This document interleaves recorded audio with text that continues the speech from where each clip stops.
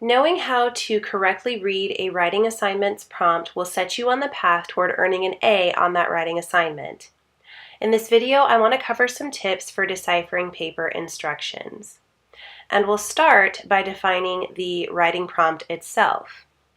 An assignment's prompt gives instructions for how to complete an assignment. Prompts are great tools for crafting excellent work, but only if you address them properly. Make sure to address all aspects of the prompt in order to meet the assignment's requirements and earn maximum credit. Leaving off part of what the prompt asks for will definitely earn you less than an A. Some common prompt language that you're sure to encounter includes words and phrases like these. If you are asked to compare and contrast, you will need to show the similarities, which is a comparison, and the differences, which is contrast, between two or more items.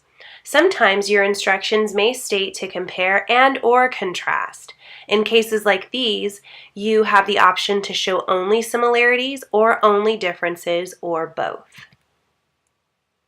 Agree or disagree seems self-explanatory, but when you are given these instructions, it's imperative that you clearly state in your paper what your stance is.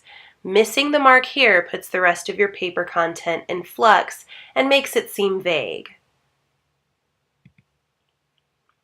One of the most commonly used terms in paper prompts is explain. It isn't enough simply to write, "The death penalty is unfair." You must explain your reasoning. Particularly in a case with a controversial topic such as this one, you will be expected to use examples and research to back up your points. Instructions asking you to identify something are asking you to point something out.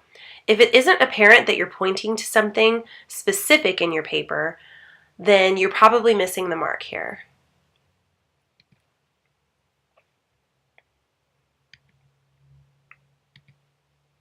Why or why not is used often for persuasive writing.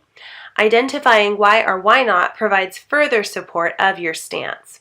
This is similar to the instructions that ask you to explain something. With this one, it's a good idea to have more than one reason you're relying on to get the point across for why or why not. 3 reasons tends to be the golden number that most writers use, but check with your instructor on this before assuming. When you're asked to use specific examples to support your position, this is calling for the use of evidence to support your points. This is what takes your paper prompt from simply asking for your opinion on something to asking you to explain an argument not just through your stance, but through the facts you use to build your case. And lastly, if you're asked to use a certain amount of resources, make sure that your paper contains that amount at minimum. Falling short of 2 or whatever number is being asked for means falling short on your grade. If you have doubt, be sure to ask your instructor. Instructors are more than happy to explain prompt details to you so that you can do your best on written assignments, but make sure to start early. As soon as you identify that you're unclear on what your writing prompt is asking for, reach out to your instructor for some clarification.